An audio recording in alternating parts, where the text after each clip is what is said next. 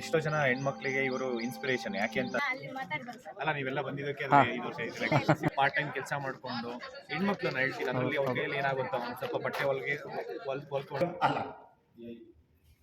ತಂತ್ರಜ್ಞಾನದ ಯುಗಕ್ಕೆ ಬಂದರೆ ಅಂತಲೇ ಕರೆಕ್ಟ್ ಆಗಿ ರೈಟ್ ಜಾಗದಲ್ಲಿ ಯಾರೇ ಇದ್ರು ಹೇಳ್ತೀನಿ ಕೇಳಿ. ಇಷ್ಟೊತ್ತಿಗೆ ಏನೋ ಒಂಥರ ಅವರೇ ಸತ್ತೋಗ್ತಿದ್ರ ಅಂತ ಅನ್ಕೊಂತೀವಿ ಬೆಡ್ಡಲ್ಲಿ ಇದೆಲ್ಲ. ನೀವು ಯಾವ ಅವ್ರು ಅಷ್ಟು ಪೊಲೀಸ್ ಲೂಕು ತಳ್ಳಾಟದಿಂದ ಇಷ್ಟೆಲ್ಲ ಫ್ರಾಕ್ಚರ್ ಆದ್ರೂ ಕೂಡ ಮತ್ತೆ ಇದು ರಿಪ್ಸು ಇಷ್ಟೆಲ್ಲ ಆದ್ರೂ ಕೂಡ ಒಂದ್ ನಿಮಿಷ ಯಾರೇ ಬಂದಿರಲಿ, ನಾನು ನೋಡಿದ್ದೀನಿ ಹಾಸ್ಪಿಟಲ್, ನಾನು ಆಲ್ಮೋಸ್ಟ್ ನಿನ್ನೆಯಿಂದ ಗುರುಜಿ ಹಾಸ್ಪಿಟಲ್ ಟೈಮ್ ನೋಡಿದೀವಲ್ಲ, ಎಷ್ಟು ಜನ ಬಂದ್ರು ಅವ್ರು ಎಲ್ಲರ ಹತ್ರನು ಮಾತಾಡಿ ಅವ್ರಿಗೆ ಏನ್ ಬೇಕು ಎಲ್ಲರಿಗೂ ಮಾತಾಡಿ ಕೊಡಿಸಿ ಮತ್ತೆ ಅಲ್ಲಿ ಹೋರಾಟ ನಡೀತಾ ಇದ್ರು ಡೈಲಿ ಅಲ್ಲಿ ಹೋರಾಟ ಕೂತ್ಕೊಳ್ಳೋದು ಮತ್ತೆ ವಾಪಸ್ ಹಾಸ್ಪಿಟಲ್ ಬರೋದು. ಅಷ್ಟಿದ್ರು ನಾನು ನಾಳೆ ಮಾಡೋಣ ಮೀಟಿಂಗ್ ಅಂತಂದ್ರು ಇಲ್ಲ. ಗುರುಜಿ ಅವರಿಗೆ ನಾವು ಚಿರಋಣಿ ಆಗಿರ್ಬೇಕಂತ ಹೇಳ್ಬಿಟ್ಟು ಈ ಸಂದರ್ಭದಲ್ಲಿ ಹೇಳಕ್ ಇಷ್ಟಪಡ್ತೀನಿ.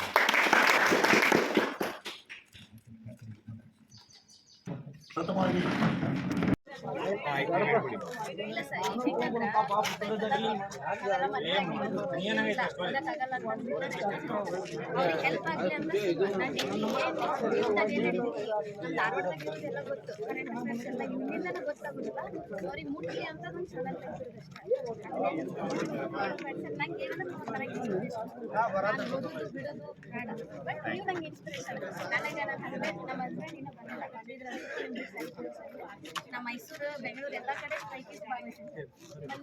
ನಮ್ಮ ಜೊತೆ ಮೈಸೂರಿಗೆ ಬಂದಿರೋ ಅನ್ಸುತ್ತೆ. ಮೈಸೂರು ಹಾಂ ಬಂದಿರೋ ಅನ್ಸ್ತೇವೆ, ಮಾಡಿದ್ವಲ್ಲ ಮಾರ್ಚಲ್ಲಿ ಮಾಡಿದ್ವಲ್ಲ. ಹಾಂ ಹಾಂ ಎಲ್ಲ ಅಲ್ಲ, ನೀವೆಲ್ಲ ಬಂದಿದ್ದಕ್ಕೆ 5 ವರ್ಷ ನಾವು ಬಂದಿದ್ದು ಅನ್ನೋಕ್ಕಿಂತ ನೀವು ಎಷ್ಟು ಎಫರ್ಟ್ ಹಾಕಿದ್ರ ಅಂತ ನಮ್ಗೆ ಗೊತ್ತೈತೆ ಸರ್. ಇಲ್ಲ, ನನ್ನ ಎಫರ್ಟ್ಸ್ ಯಾವತ್ತೂ ನಾನೇನು ಹೇಳ್ಕೊಳಕ್ಕೆ ಇಲ್ಲ ಸರ್, ನಮಗೆ ಗೊತ್ತಾಗುತ್ತೆ ನಿಮ್ಮ ಎಫರ್ಟ್ ಏನನ್ನೋದು. ಅದು ಒಂದು ಏನಿಲ್ಲ, ಇದು ಎಲ್ಲ ಸ್ಟೂಡೆಂಟ್ಸ್ ನಾನು ನೋಡಿದ್ದೀನಿ. ಏಕೆಂದರೆ ಹೆಣ್ಮಕ್ಳು ಇವತ್ತು ಎಷ್ಟೋ ಜನ ನೋಟಿಫಿಕೇಶನ್ಸ್ ಆಗ್ತಾ ಇಲ್ಲ ಅಂತ ನಾನು ಬೆಂಗಳೂರಲ್ಲಿ, ಎಸ್ಪೆಷಲಿ ಬೆಂಗಳೂರಲ್ಲೇ ನೋಡಿದ್ದೀನಿ. ಈ ಒಂದು ವೆಜಿಟೇಬಲ್ಸ್ ವೆಂಡರ್ ಆಗಿ ಕೆಲಸ ಮಾಡ್ತಾರೆ, ಅಂದರೆ ಒಂದು ಶಾಪ್ ಇಟ್ಕೊಂಡು ಪಾರ್ಟ್ ಟೈಮ್ ಕೆಲಸ ಮಾಡಿಕೊಂಡು ಹೆಣ್ಮಕ್ಳನ್ನ ಹೇಳ್ತೀನಿ, ಅದರಲ್ಲಿ ಅವ್ರ ಕೈಯಲ್ಲಿ ಏನಾಗುತ್ತೋ ಒಂದು ಸ್ವಲ್ಪ ಬಟ್ಟೆ ಹೊಲ್ಕೊಂಡು ಈ ಥರ ಎಲ್ಲ ಕಾಂಪಿಟೇಟಿವ್ ಎಕ್ಸಾಮ್ಸ್ಗೆ ಓದೋರ್ನ ನಾನು ನೋಡಿದ್ದೀನಿ. ಆದರೆ ಬೆಂಗಳೂರಲ್ಲಿ ಇದ್ದಾರೆ ಆ ಥರ ಗೃಹಿಣಿ ಇಟ್ಕೊಂಡು ಮಕ್ಕಳು ಇದ್ರು ಅವ್ರಿಗೆಲ್ಲ ಏನಿಲ್ಲ. ಅದೇ ಈಗ ನೋಟಿಫಿಕೇಶನ್ಸ್ ಆಗ್ತಾ ಇಲ್ಲ ಒಂದೇ ರೀಸನ್ಗೆ ಇವರೆಲ್ಲ ಪಾಪ ಬೇರೆ ಬೇರೆ ಕೆಲಸ ಮಾಡ್ತಾ ಇರೋಂಥದ್ದು. ಈ ಒಂದು ನೋಟಿಫಿಕೇಶನ್ಸ್ಗೆ ಎಲ್ಲರೂ ಎಫರ್ಟ್ಸಿಂದ ಇವತ್ತು ನೋಟಿಫಿಕೇಶನ್ಸ್ ಮಾಡ್ತೀನಿ ಅಂತ ಇದ್ದಾರೆ. ಬಟ್ ಮಾಡೋ ತನಕ ಕಂಟಿನ್ಯೂಸ್ ಆಗಿ ಎಫರ್ಟ್ಸ್ ಹಾಕೋಣ, ಹೋರಾಟ ಮಾಡ್ತಾ ಇದ್ದೀವಿ.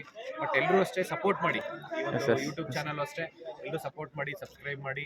ಮತ್ತು ಇವ್ರು ಏನು ಇನ್ಫಾರ್ಮೇಷನ್ಸ್ ಕೊಡ್ತಾರೆ ಅದು ಜೆನ್ಯೂನ್ ಆಗಿರುತ್ತೆ. ಮತ್ತು ಇಷ್ಟೆಲ್ಲ ಡಿಸ್ಕಷನ್ ಏನು ಮಾಡ್ತಿದ್ರೆ ಎಲ್ಲ ಡಿಸ್ಕಷನ್ ಮಾಡೋದ್ರ ಮುಖಾಂತರ ನಿಮಗೆಲ್ಲ ಈಸಿ ಆಗುತ್ತೆ ಇನ್ನು.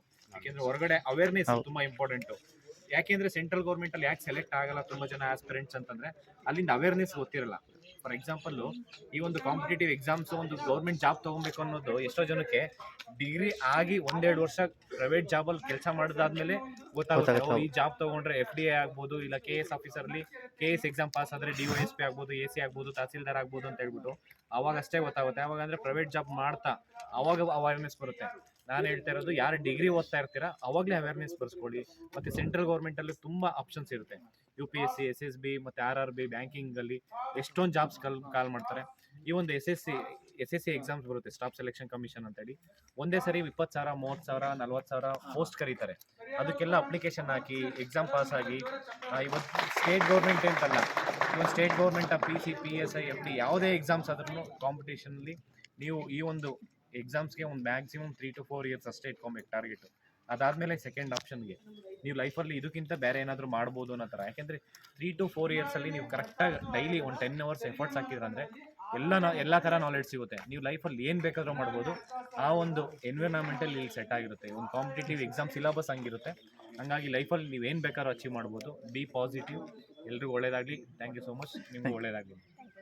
ಹೋರಾಟಕ್ಕೆ ಪಾರ್ಟಿಸಿಪೇಟ್ ಮಾಡಿದ್ದೀವಿ. ಎಷ್ಟೋ ಜನ ಹೆಣ್ಮಕ್ಳಿಗೆ ಇವರು ಇನ್ಸ್ಪಿರೇಷನ್. ಯಾಕೆ ಅಂತಂದರೆ ನಾವು ಬೆಂಗಳೂರು ಹೋರಾಟ ಕರೆದಾಗೂ ಬೆಂಗಳೂರಿಗೆ ಹೋರಾಟಕ್ಕೆ ಬಂದಿದ್ದಾರೆ. ಮೈಸೂರಲ್ಲಿ ಹೋರಾಟ ಮಾಡಿದ್ವಿ, ಮೈಸೂರಲ್ಲೂ ಹೋರಾಟ ಮಾಡಿದ್ದಾರೆ.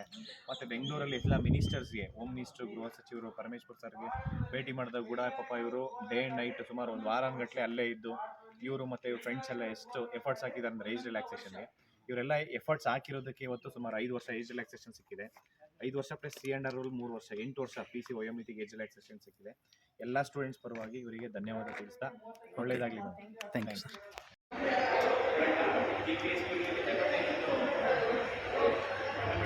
ಸ್ಟೇಟ್ಸಲ್ಲೂ ಇರುತ್ತೆ. ಎರಡೂ ಎನ್ವಿರಾನ್ಮೆಂಟಲ್ ರಿಲೇಟೆಡ್ ಏರಿಯಾದಲ್ಲಿ 7 ಬರುತ್ತಾ ಇಲ್ಲ 4 ಬರುತ್ತಾ ಈ ಥರ ಡಿಫ್ರೆನ್ಸ್ ಹೇಳ್ತಾರೆ.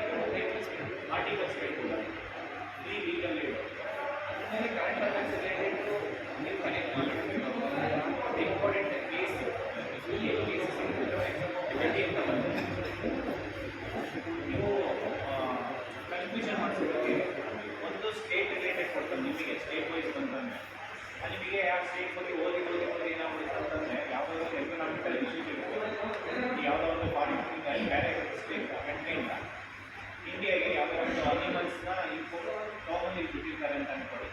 ಪರ್ಟಿಕ್ಯುಲರ್ ಸ್ಟೇಟ್ಸ್ ಎನ್ವಿರಾನ್ಮೆಂಟಲ್ ರಿಲೇಟೆಡ್ ಈಗ ಯಾಕಿದ್ರು ಅವೇರ್ನೆಸ್ ಮಾಡ್ತಾರೆ. ಫಸ್ಟ್ ನಿಮಗೆ ಈ ಇಂಪಾರ್ಟೆನ್ಸ್ ಕರೆಂಟ್ ಅಫೇರ್ಸ್ ಯಾಕೆ ಓದಬೇಕಂತಂದರೆ ನೀವೊಂದು ಆಫೀಸರ್ ಆಗ್ತೀರ ಅಂತಂದ್ರೆ ಅಲ್ಲಿದ್ದು ಎನ್ವಿರಾನ್ಮೆಂಟಲ್ ತುಂಬ ಇಂಪಾರ್ಟೆಂಟ್, ಪೊಲಿಟಿಕಲ್ ತುಂಬ ಇಂಪಾರ್ಟೆಂಟ್.